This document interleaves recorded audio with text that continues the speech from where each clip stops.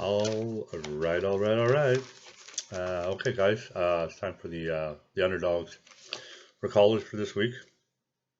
Just wanted to get them early because I realize you guys are watching those spread lines for the point spread, whatever. They move up and down all the time, and you want to kind of catch them uh, at a better spot, I guess. Okay, so without further ado, I've only got six because the picking is pretty slim this week. Uh, so yeah, first game is Maryland at Temple. Now Maryland has been very powerful, but they've been at home, and both teams have been kind of Syracuse. I don't know. I don't know what to think of Syracuse. Really hard to tell. Um, if Maryland is that good or Syracuse was just that shit, basically. Um, and the first game that Maryland had was, I believe, at Howard.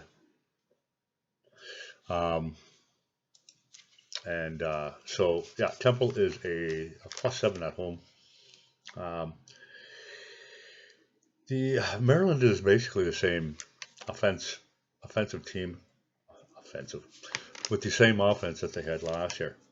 But Temple won 8 games last year, and they're playing with the same offense too. And Temple is very good. And Temple also beat Maryland last year in Maryland, 34. I'm sorry, that score right here, 35-14. So you can expect Temple to play them really tight. I know Temple's got a much better defense than Syracuse, definitely a much better defense than Howard. Um, and the it's just basically I have a lot of faith in Temple because I watched them play last year, and they're really good. And like I said, they got the same they got that what we call it, same quarterback that they had last year, and he was pretty good, Russo. Um, the the I'd say the picking is just right. It's perfect. Maryland is like going to be like goaded over basically. Um, they moved them up into the top 25, so now the expectations are really high. Um, but I'm not buying it just yet. I get the feeling that Temple is going to cut this one. They might even beat them outright.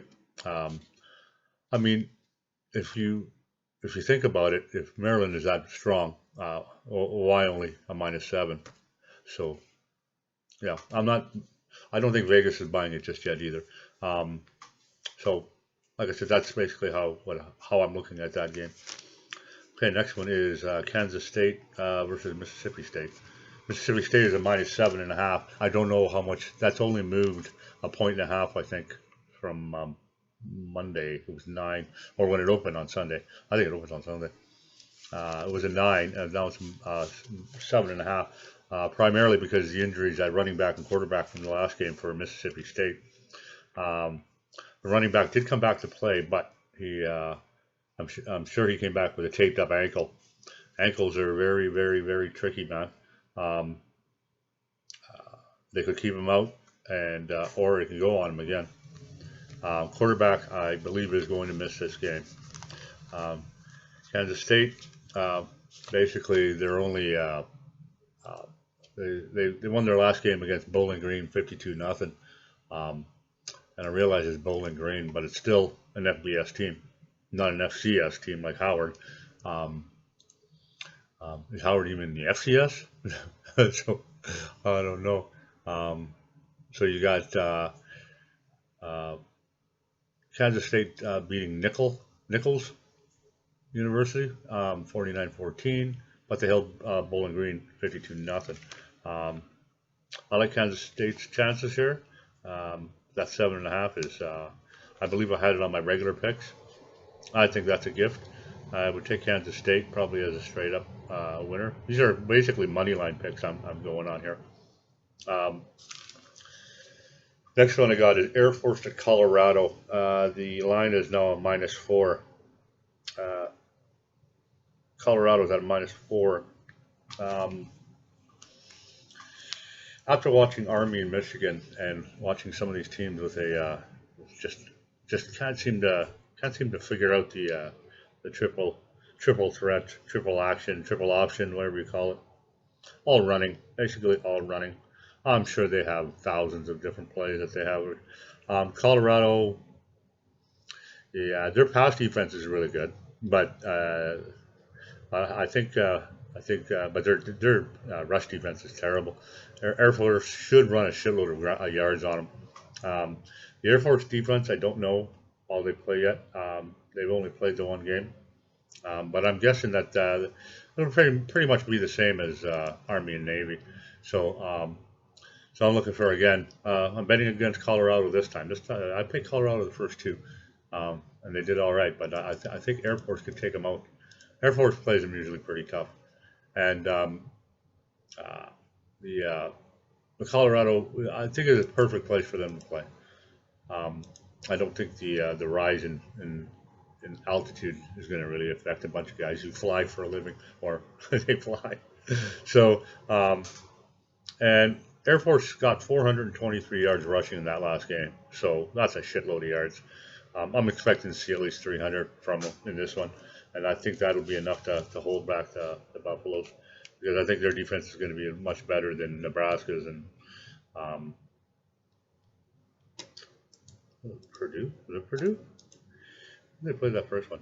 Oh, sorry, Colorado State. Um, okay, so yeah, that's the reason for that one. Okay, so North Texas at Cal. Cal is a minus 14. They beat Washington on the weekend, and nice win. That's great. But North Texas is still a very strong offense team, and they hang on for 1 second here. So many damn windows up here. The Jesus, I don't know. I'm having trouble finding that one. There we go. All right. So Mason Fine, 535 yards.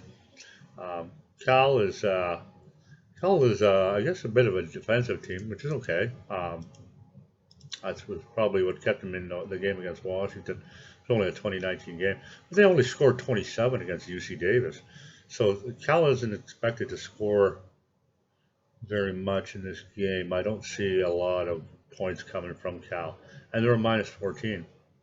Like I don't know how many points they're expecting California to score in North Texas. SMU held the Mean Green. Um, sorry, had the yards written somewhere. Now they're gone. But SMU, I think quietly is becoming the SMU of about 7, 8 years ago. So when North Texas went up against them, I don't think they were expecting, and neither was I. I don't think anybody was actually. But the fact is, I'm not really convinced on Cal. UC Davis, 27-13. Washington, 2019. I don't see them scoring a lot of points, so where they're going to get this minus 14 is beyond me. Yeah, so like I said, I think that North Texas is going to quietly surprise Cal and score some points on them. And I think, like I said, these are all money line picks, or pro line picks. Hopefully, we can find these on pro line. It would be great. Next one, Florida, Kentucky. Kentucky's quarterback just went down. Yeah, I know. Only problem is, I don't like Florida. There's something about that Franks that I don't like. I think he's totally overrated. Their defense, listen, I hear nothing but hype on their defense and how they're just going to storm through. And how is the Kentucky quarterback? First of all, the guy's a junior. He's not really a freshman. But how they expect to even get to the damn quarterback? I mean, they had trouble against Miami. Miami is terrible, absolutely terrible. Miami should have actually won that game.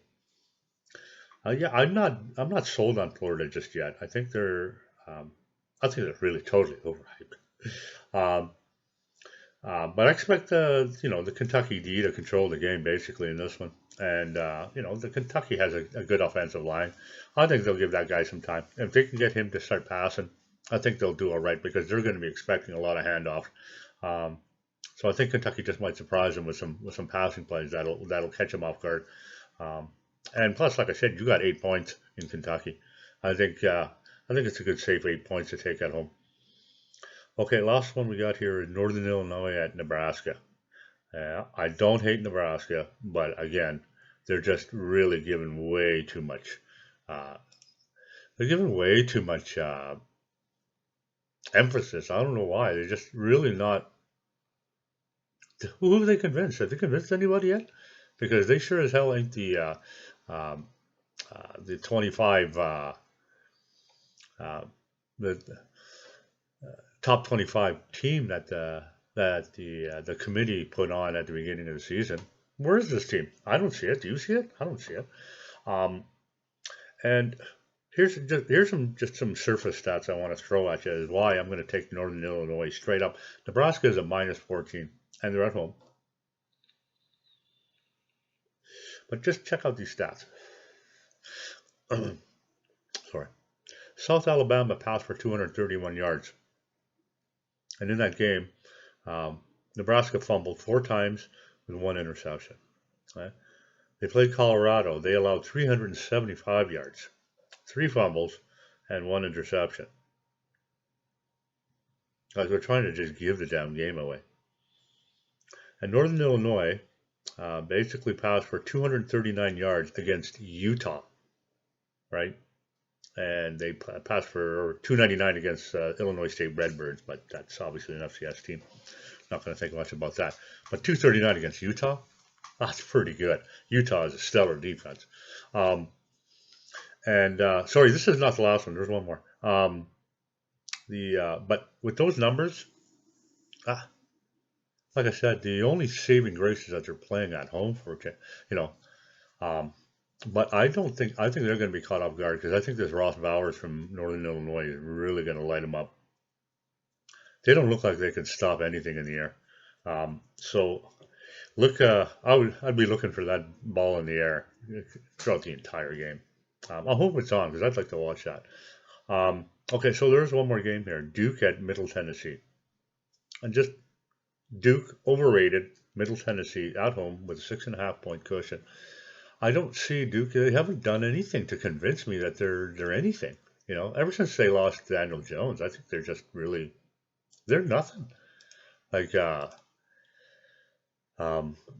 played Alabama. Maybe that wiped them out. And they played North Carolina A&T. I don't even know what the hell that is. But and they beat them 45-13. Good for you. That's really showing me absolutely nothing. So the quarterback for Middle Tennessee threw almost 600 yards so far. 44 out of 62, 6 touchdowns, and Middle Tennessee has played Michigan, and they scored 21 on Michigan. I'm starting to think Michigan's defense is not that great. They allowed Army to come in. They let Middle Tennessee with 21 points. So the last one was Tennessee State. They beat 45-26. Middle Tennessee's at home. I don't think Duke is going to be able to come in there and win at all. So this -6.5 is almost a gift here. If you don't feel good on the money line, definitely take the Blue Raiders with the Blue Raiders. I think it is Blue Raiders. It's the Blue Raiders with the 6.5 points. Okay, guys, that's your long shots and underdogs this week. That's all I have. I'm also going to be sending up an NFL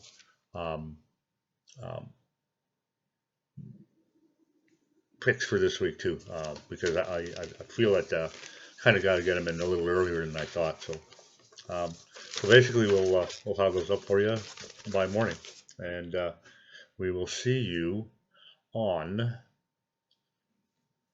I'm not sure. Next video. We'll see. So please remember to share. Please remember to comment, and please comment. Nobody's leaving comments. I can't figure out why. How long does it take to say you suck? Seriously, or your picks are shit. Yeah. So like I said, just leave a comment and hit the subscribe button. It's free. It doesn't cost you anything. Help me out a little bit too. And I will see you guys on the next video. And you guys take care and make lots of money. All right. Have a good one.